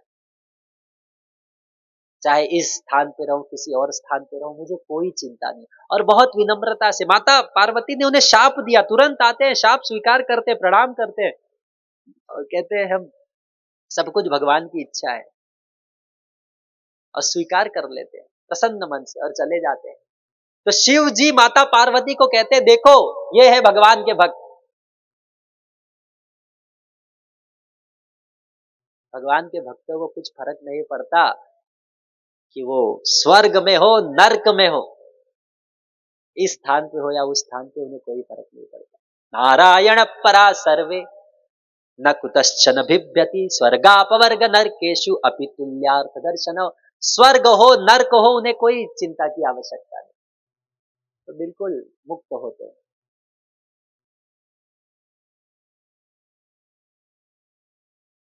और ये वृत्रासुर पूर्व जन्म में चित्रकेतु महाराज जिन्होंने भगवान को प्रसन्न किया, वो भगवान की भक्ति करते। अब देखो बाह्य दृष्टिकोण से देखते हैं तो भगवान, उनको शाप मिला कोई अच्छी बात नहीं है। परीक्षित महाराज को शाप मिला 7 दिन में मृत्यु हो जाएगी, बाह्य दृष्टिकोण से देखेंगे अरे ये तो उचित नहीं हुआ। चित्रकेतु महाराज को शाप मिला कि आप ब्रह्म राक्षस बन जाओगे, बाह्य दृष्टिकोण से अरे उचित नहीं हुआ। लेकिन हर व्यक्ति को ये जानना चाहिए जो भी भगवान करते हमारे हित के लिए करते, हमारे हित के लिए करते। हमें बस भगवान के लीलाओं को, भगवान के निर्णयों को हाथ जोड़कर कृतज्ञता से स्वीकार करना चाहिए। परीक्षित महाराज ने स्वीकार किया, भागवत का जन्म हुआ, अनंत काल तक भागवत लाखों करोड़ों जीवों का उद्धार करेगा। चित्रकेतु महाराज ने स्वीकार किया, वृत्रासुर की योनि में गए, कुछ क्षण में ही भगवत धाम गए, भगवत प्राप्ति की। इसीलिए जब जीवन में परिस्थिति अनुकूल ना हो, ऐसे कोई घटना जो हमारे इच्छा अनुसार ना हो, फिर भी अगर हम हाथ जोड़कर कृतज्ञता पूर्वक स्वीकार करते हैं, तब वही परिस्थिति हमारे लिए वरदान बनेगी, हमें भगवान के समीप लेकर जाएगी, भगवान के प्रति हमारा प्रेम बढ़ेगा, भक्ति बढ़ेगा, क्योंकि वो हमारे साथ होना आवश्यक है। इसीलिए भगवान ने यह प्रसंग हमारे जीवन में दिया है। कुछ भी हमारे जीवन में होता है, यह हमारे हित के लिए होता है, इतना हमें भगवान पर विश्वास होना चाहिए। भगवान हमारे जीवन में ऐसा दुख देंगे ही नहीं जिसको सहन करने की या फिर उससे पार पड़ने की क्षमता हमें ना हो। हमें बस स्वीकार करना है कृतज्ञता पूर्वक। और ये भागवत में कई प्रसंग में आता है। ये 6वां स्कंद है। 7वें स्कंद में मुख्य लीला आती है प्रहलाद महाराज।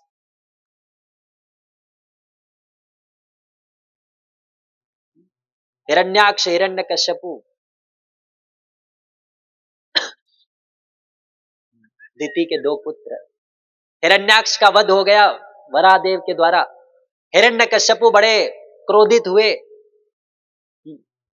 वे मंदार पर्वत पर गए, तपस्या करने लगे। माताओं को समझाया बुझाया, मंदार पर्वत पर गए, तपस्या करने लगे। भीषण तपस्या किया उन्होंने, 100 दिव्य वर्षों तक उन्होंने तपस्या किया। दोनों हाथ उठाकर दोनों पैर की उंगलियों पर वे खड़े थे 100 वर्षों तक, दिव्य वर्षों तक।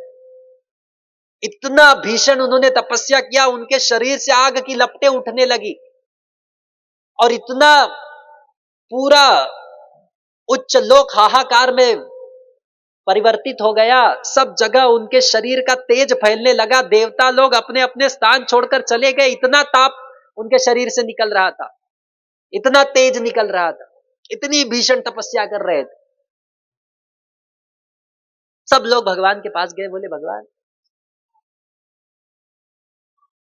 ब्रह्मा जी के पास गए। और ब्रह्मा जी जानते थे ये ब्रह्मा जी की तपस्या कर रहे थे, ब्रह्मा जी को प्रसन्न कर रहे थे।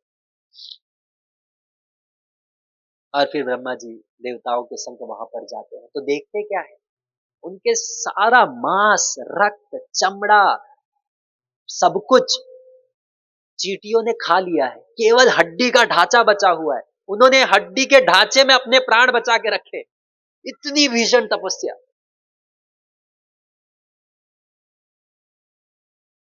फिर ब्रह्मा जी ने अपने कमंडलू से उनके ऊपर पानी डाला, दिव्य सुंदर देह उन्हें प्राप्त हुआ और उन्होंने कहा मैं आपकी तपस्याओं से प्रसन्न हूं, इतनी भीषण इतनी कठोर तपस्या आज तक किसी ने नहीं की, मैं आपसे प्रसन्न हूं, वर मांगो। अब हिरण्यकश्यपु देखो वर मांगते हैं, कितना सुंदर प्रसंग है। हिरण्यकश्यपु अमर होना चाहते हैं।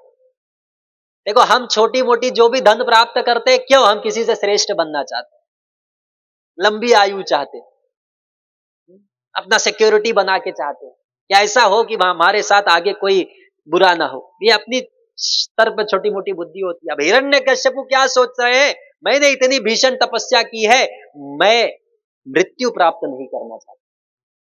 तो ब्रह्मा जी को कह रहे हैं कि आपके द्वारा बनाया हुआ कोई भी जीव मेरी हत्या नहीं कर सकता। मैं ना दिन में मरूं ना रात में मरूं, ना धरती पे मरूं ना आसमान में मरूं, ना पशु से मरूं ना किसी मनुष्य से मरूं, ना देवता से मरूं ना दानव से मरूं, ना सर्प से मरूं, ना युद्ध में कोई मुझे परास्त कर सके, ना शस्त्र से मरूं, किसी प्रकार का कोई शस्त्र से ना मरूं, ना अस्त्र से। इतना सब उन्होंने मांग लिया, पूरा अपनी बुद्धि जितना लगा सकते, देखो हम भी इतनी बुद्धि नहीं लगा सकते, जितना बुद्धि था सब लगा दिया अमर होने के लिए। लेकिन भगवान की काल शक्ति इतनी प्रबल है, आज तक कोई उससे पार नहीं हो पाया। और जब हिरण्यकश्यपु तपस्या कर रहे थे, देवता लोग आक्रमण किए दैत्यों के ऊपर, उनकी पत्नी कयाधु उनको बंदी बनाकर लेके जा रहे थे, उनके गर्भ में हिरण्यकश्यपु का अंश था, वो मारने जा एक प्रतीक्षा कर रहे थे कि ये अंश का विनाश करेंगे, तब तक नारद मुनि उनको बचाते हैं कयाधु को, और कहते हैं चिंता मत करो, ये इनके गर्भ में जो अंश है ये भगवान का बड़ा भक्त होगा। इंद्र देवता नारद मुनि की बात सुनकर छोड़ देते हैं, और यह पुत्र कौन होता है, प्रहलाद। और नारद मुनि कयाधु को अपने आश्रम में लेके जाते हैं और उन्हें कृष्ण कथा सुनाते हैं। प्रहलाद महाराज माता कयाधु के गर्भ में कृष्ण कथा सुनते हैं। और जब हिरण्यकश्यपु वापस आते हैं, माता कयाधु वापस आती है, प्रहलाद महाराज का जन्म होता है। 5 वर्ष के प्रहलाद महाराज सुंदर भक्ति का प्रदर्शन कर रहे हैं।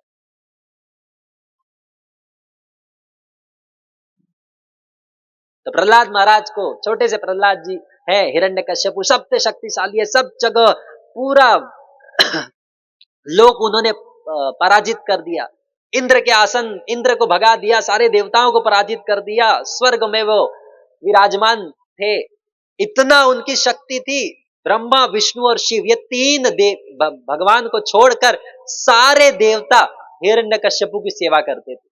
इतनी शक्ति थी हिरण्यकश्यपु के पास, अगर एक भ्रुकुटी उठा देते थे सारे देवता कांपने लगते थे कि अब ये क्या करें, इतनी शक्ति थी हिरण्यकश्यपु के पास।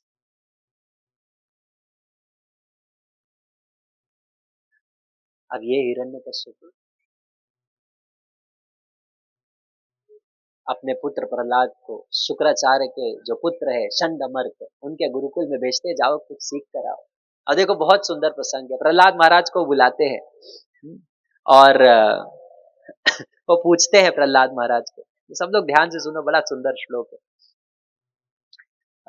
प्रहलाद महाराज को वो भेजते हैं षंडमर्क के गुरुकुल में, और पूछते हैं कि बताओ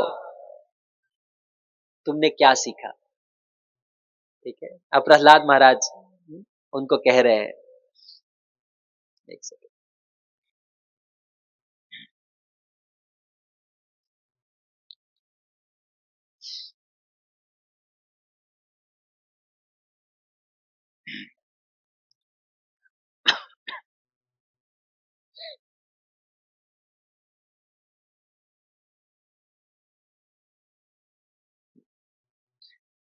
प्रहलाद महाराज उनको कह रहे हैं, अपने पिता को कह रहे हैं, राक्षस है, असुर है, पूरे सृष्टि के एक प्रकार से असुर के स्वामी है।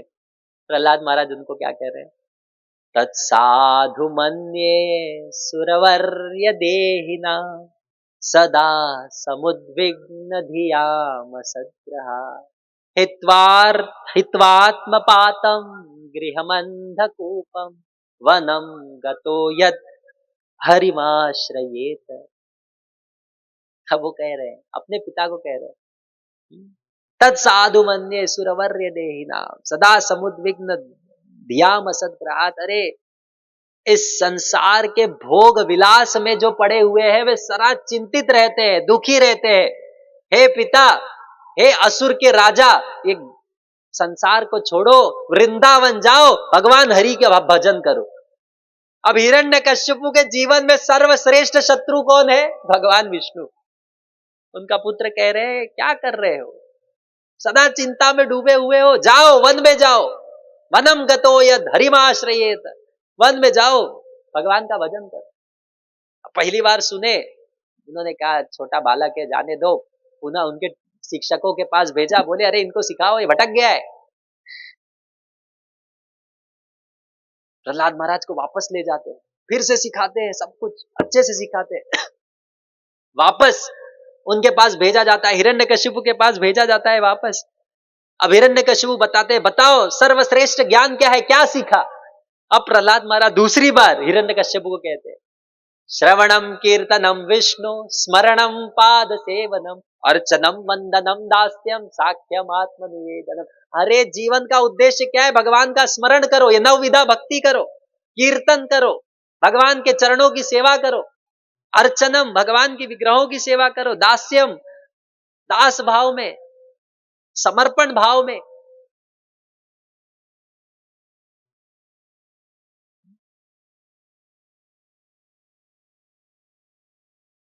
तो इस प्रकार से जब हिरण्यकश्यपु दूसरी बार सुने, बड़े क्रोधित हुए और फिर एक प्रकार से अपने से दूर फेंकते हुए वे षंडमर को बुलाते हैं कि क्या सिखा रहे हो,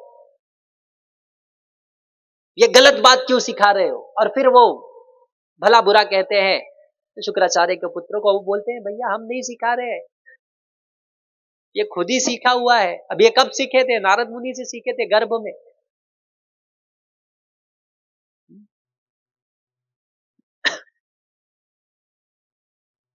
तो ये बार किसी प्रकार से बोलते हैं हम अब की बार अच्छे से समझा के लाए।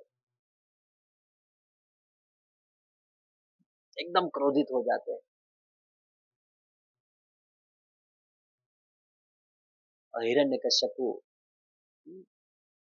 जब तीसरी बार प्रहलाद महाराज को पूछते हैं, अब प्रहलाद महाराज उनको अब ज्ञान क्या देते हैं कि पिताश्री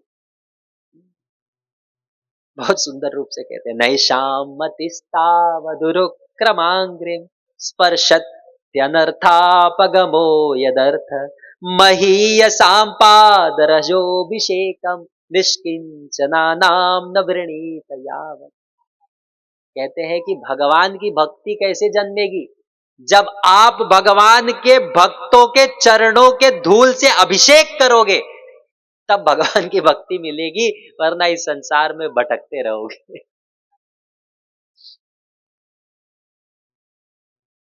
अब यह सुन के इतना क्रोध आ जाता है हिरण्यकश्यपु को। उन्होंने प्रहलाद महाराज को बोलते हैं कि ये बालक विनाश करेगा, ये पूरे कुल का नाश कर देगा। और सभी सैनिकों को कहते हैं इस पर प्रहार करो, इसकी मृत्यु करो। और सभी सैनिक वहां पर उपस्थित अपने अपने अस्त्रों से प्रहलाद महाराज को हानि पहुंचाने का प्रयास करते हैं, पर कुछ होता नहीं। फिर हिरण्यकश्यपु उनको हाथियों के द्वारा कुचलने का प्रयास करते हैं, कुछ नहीं होता। पर्वतों से नीचे फेंकते हैं, कुछ नहीं होता। विष पिलाकर मारने का सोचते हैं, कुछ नहीं होता। पत्थरों के द्वारा उनको फेंका जाता है, कुछ नहीं होता। सभी प्रकार के तेल के कढ़ाई में तेल में उनको नष्ट करने का प्रयास किया जा रहा है, कुछ नहीं होता। अग्नि में जलाकर मारने का प्रयास किया जा रहा है, कुछ नहीं होता। सारे तरीके अपना लिए, कुछ नहीं हो रहा है। प्रहलाद महाराज को कुछ भी नहीं हो रहा है। पर हिरण्यकश्यपु सोच रहे, अरे तपस्या मैंने की है, ये बालक के पास इतनी शक्ति कहां से आई? मैं पूरी शक्ति लगा रहा हूं इसको मृत्यु प्रदान करने के लिए। छोटा सा बालक है, 5 वर्ष का बालक है। हिरण्यकश्यपु संसार के सर्वश्रेष्ठ व्यक्ति है, लेकिन एक 5 वर्ष के बालक को कुछ नहीं कर हो रहा है। मारे कृष्णा राखे के, राखे कृष्णा मारे के। जिनके सिर पे भगवान कृष्ण का हाथ है, संसार का कोई भी व्यक्ति उस व्यक्ति का बाल भी बांका नहीं कर सकता, कुछ नहीं कर सकता, क्योंकि इसको रक्षण प्रदान करने वाले कौन है? भगवान कृष्ण।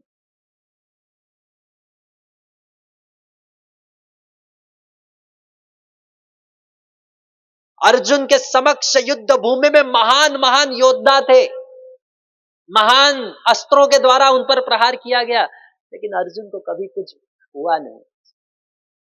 क्यों? क्योंकि ये भगवान की कृपा थी।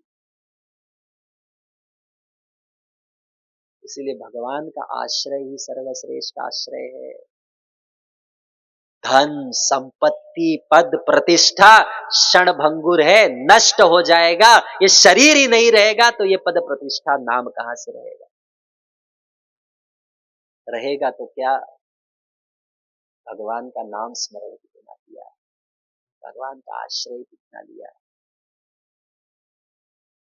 जब अंत समय आएगा ना, कोई ये पूछने वाला नहीं है भैया बहुत धनी व्यक्ति है, उतना ही लकड़ी लगेगा जलाने के लिए, वही राख बनेगा, वही मिट्टी में मिलेंगे, फिर कोई भेद नहीं, कोई भेद नहीं। कुछ समय के लिए ये शरीर है, इस पर अभिमान नहीं होना चाहिए, कुछ समय के लिए।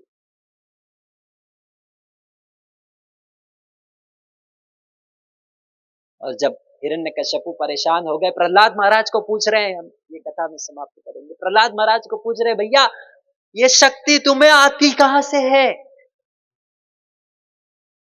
प्रहलाद महाराज कह रहे वहीं से जहां से तुम्हें आती है। कहां से? भगवान विष्णु से।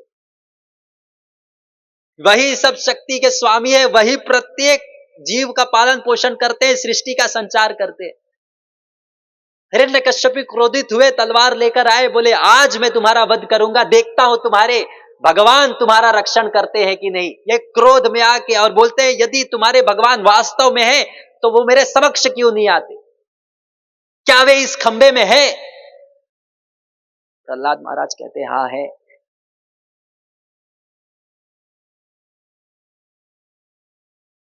और क्रोध वेश में आके हिरण्यकश्यपु वो खंबे पर जोर से प्रहार करते हैं, और प्रहलाद महाराज का रक्षण करने के लिए, उनके बातों को सत्य स्थापित करने के लिए भगवान हिरण्य नरसिम्हदेव उस खंबे से प्रकट होते हैं। बोलो नरसिम्हदेव भगवान की जय। बड़ी बड़ी आंखें हैं, शरीर पुरुष का है, मुख जो है शेर का है, भयंकर रूप, अत्यंत भयंकर, अत्यंत क्रोधावेश में। भगवान के क्रोध रूप है नरसिंह भगवान।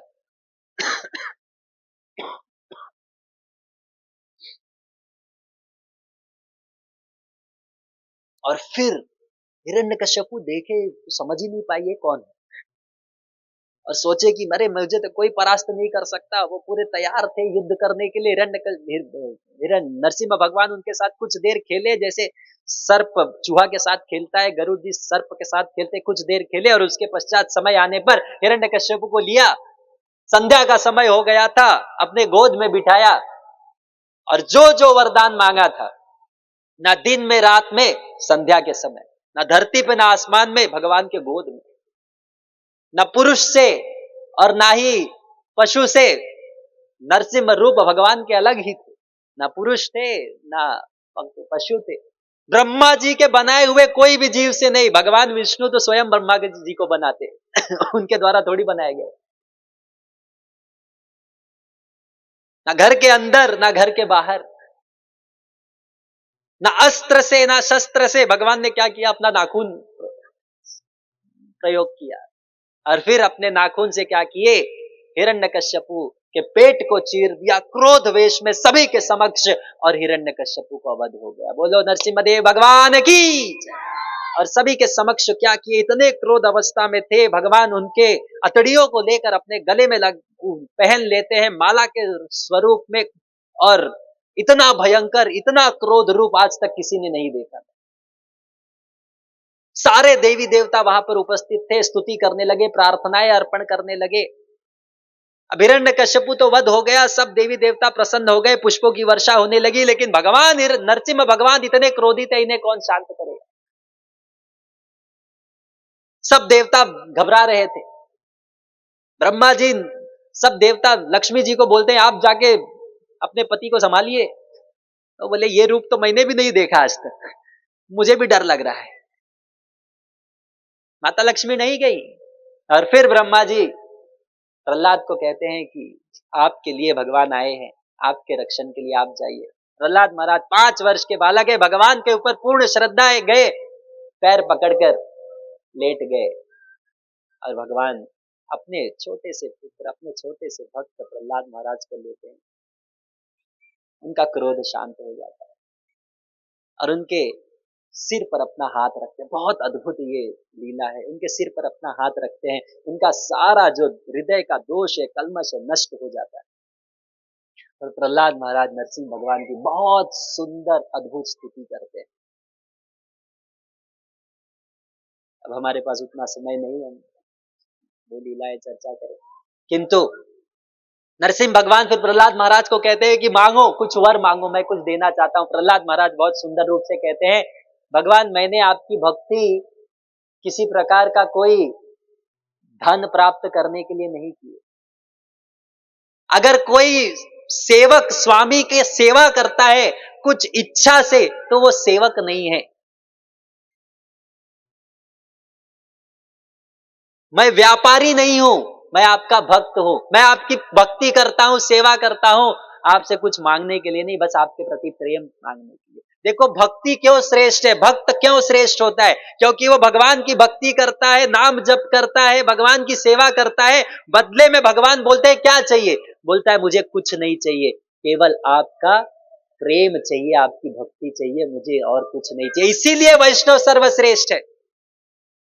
हजारों लोग भगवान के सामने जाते हैं, अलग अलग प्रकार से प्रार्थनाएं अर्पण करते हैं, अपनी इच्छाओं का पूरा सूची भगवान के सामने समक्ष करते हैं, प्रकट करते हैं।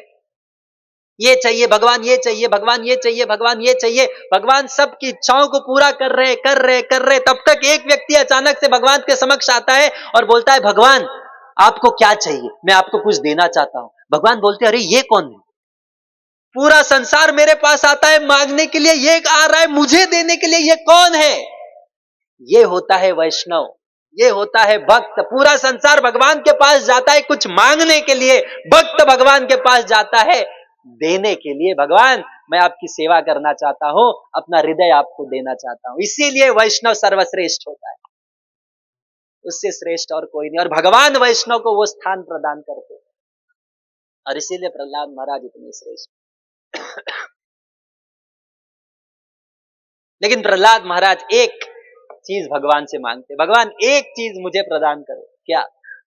मेरे पिता अनजाने में जाने में आपसे द्वेष कर बैठे, आपसे द्वेष कर बैठे, उनकी मृत्यु हो गई। अब देखो उनके पिता की मृत्यु हुई नरसिंह भगवान के कारण। बोले जाने अनजाने में उन्होंने आपसे द्वेष किया, मैं आपसे प्रार्थना करता हूं, सब लोग ध्यान से सुनो, मैं आपसे प्रार्थना करता हूं इनका उद्धार कीजिए। नरसिंह भगवान जानते हो क्या कहते हैं? उसके पहले सब लोग हृदय से एक बार जोर से भगवान का हरि नाम लेंगे, हरे कृष्णा कृष्णा कृष्णा हरे हरे, हरे राम राम हरे हरे।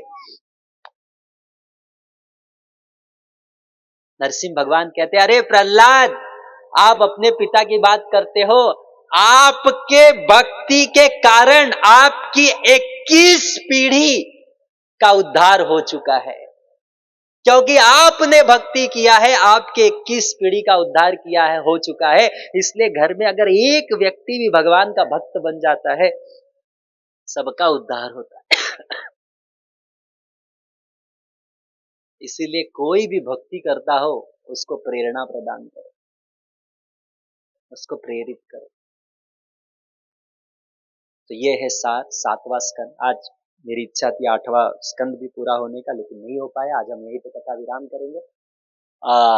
लेकिन सार ये है कि हम सभी लोग सिर्फ ये एक चीज हमें समझना है, हरेर नाम हरेर नाम हरेर नाम एव केवलम। हरि नाम ही एकमात्र सहारा है। ठीक है, तो ये पूरा भागवत हम चर्चा कर रहे हैं, इतना प्रयास कर रहे हैं, इतना आयोजन कर रहे हैं, क्यों?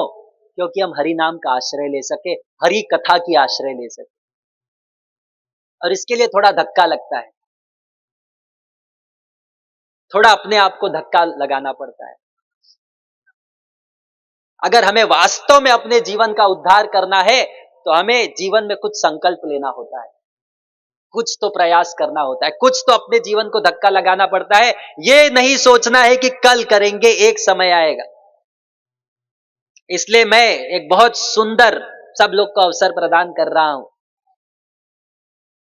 कि जितने भी लोग अभी तक हरि नाम नहीं जप कर रहे हैं, जो हरे कृष्ण महामंत्र, जो हरि नाम का आश्रय नहीं लिए, कोई नियम नहीं। कुछ कुछ लोग ये सोचते हैं, ये बहुत महत्वपूर्ण बात है, कुछ कुछ लोग ये सोचते हैं, वो सोचते हैं अभी मेरी कुछ आदतें बुरी है, अभी मैं ये सब खाता हूं, ये पीता हूं, मैं भगवान का नाम नहीं लूंगा। अरे ये भगवान का नाम का आश्रय लो, सब धीरे धीरे होगा।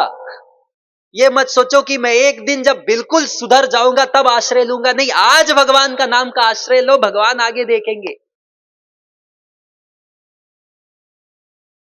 इसीलिए मैं अनुरोध करता हूं सभी भक्तों से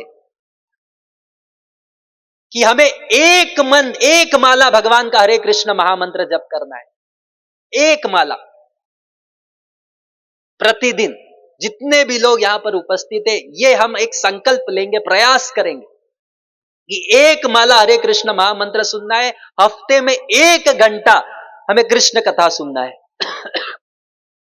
प्रत्येक सप्ताह कृष्ण कथा होता है, 1 घंटा हमें कृष्ण कथा सुनना है और 1 माला हरे कृष्ण महामंत्र जप करना है। और सभी नए भक्त जो भी अभी भक्ति में बढ़ने का प्रयास कर रहे हैं, आगे बढ़ने का प्रयास कर रहे हैं, मैं अनुरोध करता हूं आप लोग क्या करिए संकल्प लीजिए। संकल्प मतलब ऐसा नहीं कि हम कोई भीष्म प्रतिज्ञा कर रहे हैं, नहीं, प्रयास करने का संकल्प कि हम प्रयास करेंगे। प्रतिदिन 1 माला हरे कृष्ण महामंत्र जप करने का प्रयास करेंगे, 1 घंटा सप्ताह में कथा श्रवण करने का प्रयास करेंगे। इतना समय हम अपने लिए नहीं निकाल सकते, तो इसलिए सबसे अनुरोध है, हम पीछे एग्जिट में कुछ भक्त बैठे रहेंगे। जो भी व्यक्ति ये संकल्प लेता है, ये प्रयास करता है कि प्रतिदिन 1 माला 8 मिनट में भगवान का नाम जप करूंगा, 108 बार हरे कृष्ण महामंत्र जप करूंगा, 1 घंटा हम कथा श्रवण करेंगे, तो ऐसे भक्तों को हम प्रेरित करना चाहते हैं, ऐसे भक्तों को प्रोत्साहन करना चाहते हैं, फैसिलिटेट करना चाहते हैं। और मैं 7वें दिन सुंदर हरे कृष्णा सेवक नित्यानंद आश्रय, नित्यानंद त्रयोदशी आ रहा है, नित्यानंद प्रभु सारे जीवों का उद्धार करने के लिए सर्वश्रेष्ठ कृपालु है। मैं प्रत्येक स्वयं अपने हाथों से ऐसे भक्तों को सर्टिफिकेट दूंगा। आज 5वां दिन है, 5वां दिन, 6ठा दिन, सब लोग जो भी प्रयास करना चाहता है, 1 माला, कोई नियम नहीं, कोई परिबंधन नहीं, ये करना है, वो करना है, ऐसा करना है, वैसा करना है, जिंदगी में कुछ नहीं कर पाएंगे। आज से, अभी से बस 1 माला हरे कृष्णा महामंत्र, कोई नियम नहीं, 1 घंटा कथा श्रवण, ऐसा हमें संकल्प करना है।